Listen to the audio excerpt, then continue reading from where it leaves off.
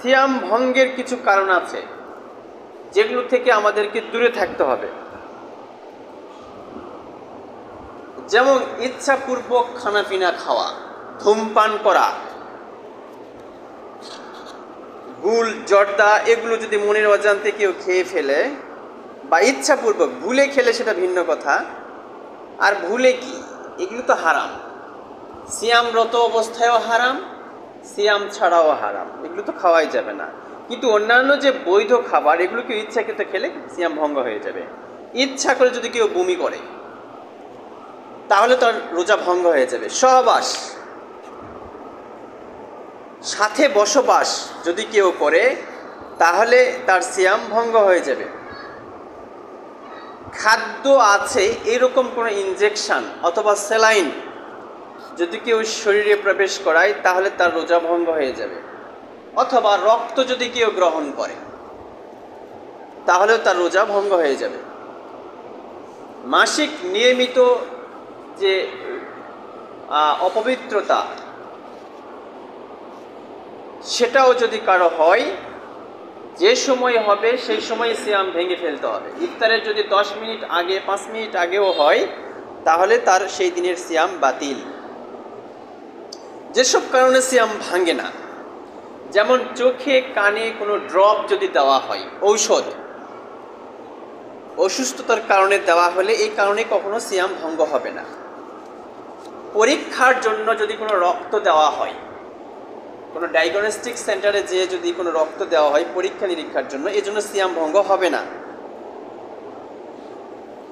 অনিচ্ছাকৃত বমি, আমি ইচ্ছা করে বমি করি, কোনো কারণে বমি হয়ে গেছে, পেটের কোনো গন্ডগোলের কারণে হয়ে গেছে, এই কারণের সিয়াম ভঙ্গ হবে না।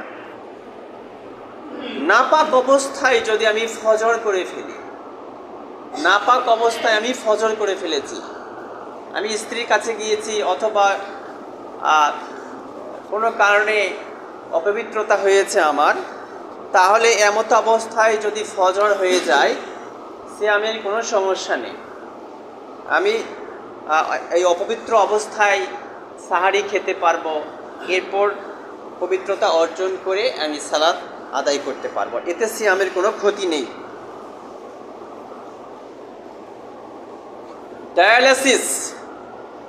ডায়ালিসিস করার ক্ষেত্রে কোনো সমস্যা নেই। কারো কিডনির সমস্যা থাকলে তিনি ডায়ালিসিস করতে পারবেন, এতে সিয়ামের কোনো ক্ষতি হবে না, যদি পারেন সিয়াম থাকতে পারেন। রক্ত দান করলেও সিয়াম ভঙ্গ হয় না। অনেক সময় আমরা অসুস্থ ব্যক্তিদের রক্ত দিয়ে থাকি, এটা অনেক গুরুত্বপূর্ণ একটি ইবাদত, তবে এর বিনিময়ে কিছু গ্রহণ করা যাবে না, ইসলামী শরিয়াতে নিষেধ। দাঁত তোলা, অনেক সময় দাঁতের ব্যথা হয়, যন্ত্রণা হয়, এই ক্ষেত্রে দাঁত তোলা, দাঁতে কিন্তু কোনোদিন পোকা হয় না, এটা ভুল ধারণা। দাঁতের মধ্যে ক্ষয় রোগ বা কোনো কারণে গর্ত হয়ে গিয়েছে, সেখানে খাদ্যবস্তু ঢুকলে সেখানে ওটা বিষ হয়, পয়জন হয়, ব্যাকটেরিয়া হয়, ওটাই যন্ত্রণা করে, ওখানে কোনো পোকা টোকা থাকে না, এগুলা ভুল ধারণা। দাঁত তোলার প্রয়োজন হলে সিয়ামের কোনো ক্ষতি হবে না ইনশাআল্লাহ। ভুলক্রমে কেউ যদি খেয়ে ফেলে, পেট ভরে খেয়ে ফেলেছি, এই কারণেও সিয়াম ভঙ্গ হবে না, আল্লাহ তাকে খাইয়েছেন। আর মুমিন বান্দা অনিচ্ছাকৃতভাবে ভুলবশত কোনো ভুল করে ফেললে এই জন্য আল্লাহ কোনো শাস্তি দেন না। অজু গোসলের সময় কিছু পানি যদি গলায় ঢুকে যায় তাহলেও সিয়াম ভাঙবে না। ঔষধজনিত ইনজেকশন, সেটা অ্যান্টিবায়োটিক হতে পারে বা টিকা হতে পারে, কোনো ভ্যাকসিন হতে পারে, এই ধরনের কোনো ইনজেকশন যদি শরীরে পুশ করতে হয়, অথবা ইনহেলার, অনেকের অ্যাজমা আছে, শ্বাসকষ্ট আছে, তাকে ইনহেলার নিতে হয়, ফিস ফিস করে মারতে হয়, এই ইনহেলার গ্রহণ করলেও সিয়ামের কোনো ক্ষতি হবে না, এটা খাদ্যবস্তু নয়।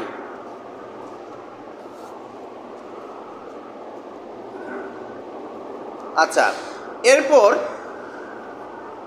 ফজরের ওয়াক্ত হয়নি এই মনে করে যদি কেউ খেয়ে ফেলে, অথচ আজান হয়ে গেছে ও বুঝতেই পারেনি, কিন্তু ঘুম থেকে উঠে ঘড়িও নেই, কোনো সময়সূচি নেই, এমত অবস্থায় সে যদি সাহারি খেয়ে ফেলে এতে সিয়ামের কোনো ক্ষতি হবে না।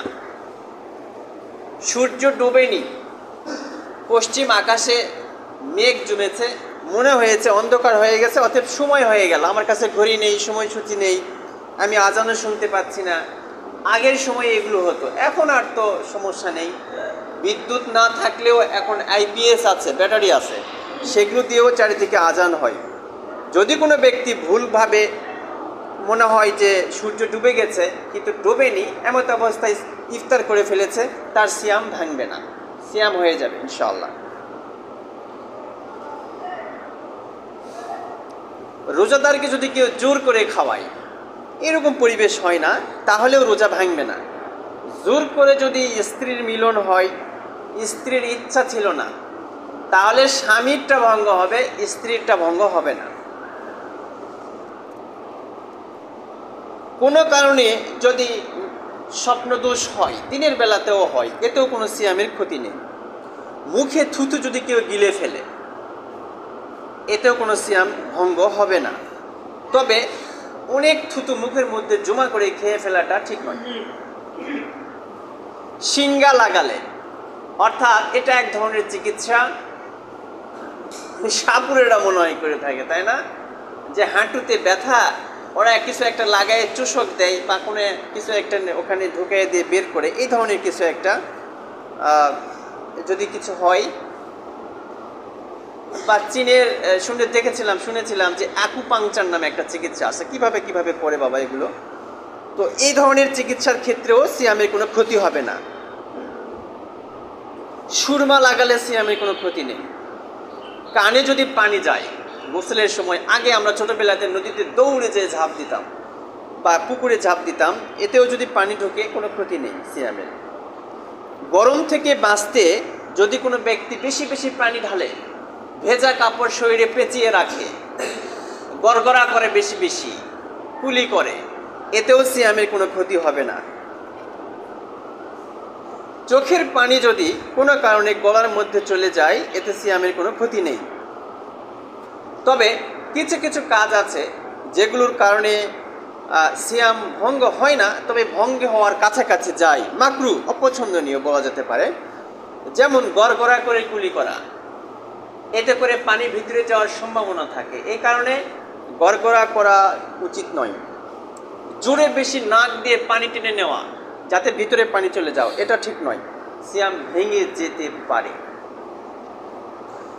বিনা প্রয়োজনে যদি কেউ খাদ্যের স্বাদ নেয়, আমার স্বামী খুব কড়া, তরকারিতে একটু লবণ হলে, ঝাল বেশি হলে ঝামেলা হয়, ইচ্ছা করলে তিনি চাকতে পারেন, খেতে পারবেন না, গলার ভিতরে নিতে পারবেন না, জিহ্বাতে দিতে পারবেন, তারপর আবার ফেলে দিবেন, এতে সিয়ামের কোনো ক্ষতি ইনশাল্লাহ হবে না।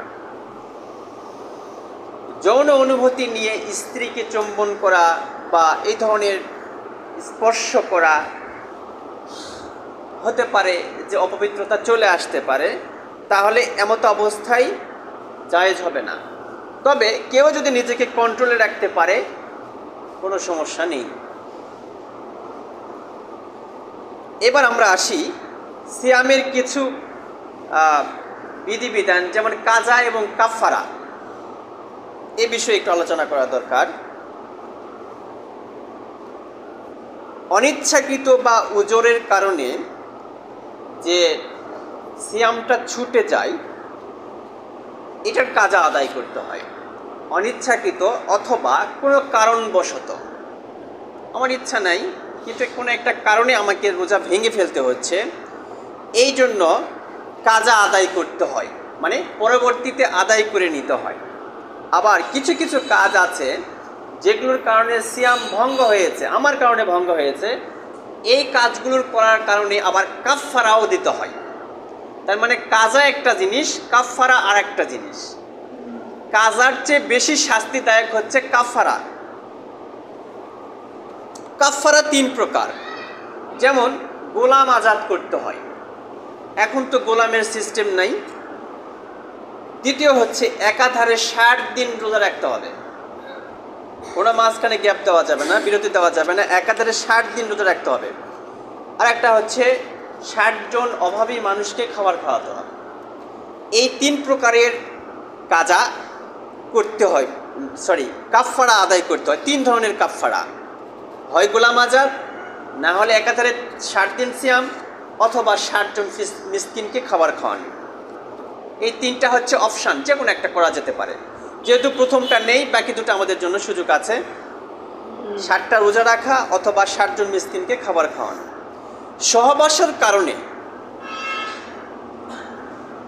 সহবাসের কারণে সিয়াম যদি ভঙ্গ হয়, তাহলে কাজা এবং কাফফারা দুটাই করতে হবে। এটা শাস্তি, মানে একটা সিয়াম ভঙ্গ হয়েছে, আমি একটা সিয়াম রাখবো, আর শাস্তি হিসাবে, কাফফারা হিসাবে 60টা অতিরিক্ত সিয়াম রাখতে হবে। মোট 61টা সিয়াম রাখতে হবে একাধারে, অথবা 60 জন মিসকিনকে খাবার খাওয়াতে হবে।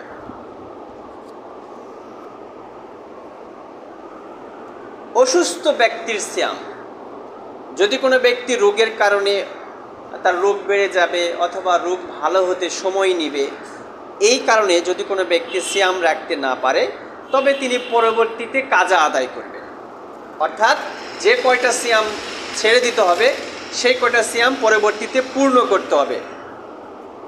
এটা হলো অসুস্থ ব্যক্তির সিয়াম। তবে সামান্য রোগ বালা, সর্দি কাশি, এগুলোর কারণে মাথা ব্যথা, কারো পরীক্ষা, বালেগ হয়েছে, তারপরেও পড়াশোনার কারণে সিয়াম রাখছে না, এটা চলবে না। এজন্য কোনো কাজা কাফফারা নেই, কোনো কাজা হবে না। অতি বৃদ্ধ, অচল, যিনি চলতে পারেন না, রোজা রাখতে পারেন না, ঠিকমতো খাওয়া দাওয়া করতে পারেন না, সিয়াম রাখতে তিনি অক্ষম, তিনার জন্য তো কাজার কোনো সুযোগ নেই। তিনি যদি সুস্থই থাকতেন তাহলে তো আদায় করতে পারতেন, সেই ক্ষেত্রে তিনি ফিদিয়া আদায় করবেন।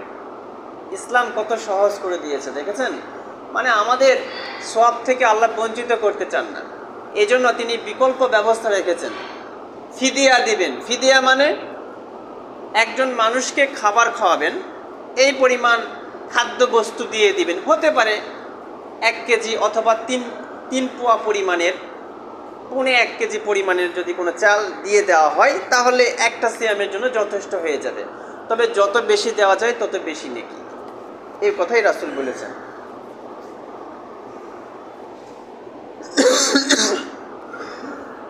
আল্লাহ তাআলা বলছেন, ওয়ালাল্লাযিনা ইউতিকুতাহু ফিদিয়াতান তাআমু মিসকিন, যে শক্তিহীনদের উপর কর্তব্য হচ্ছে ফিদিয়া প্রদান করা, একজন মিসকিনকে অন্ন দান করা, মানে খাদ্য দান করা। বাকারা 184 নম্বর আয়াত।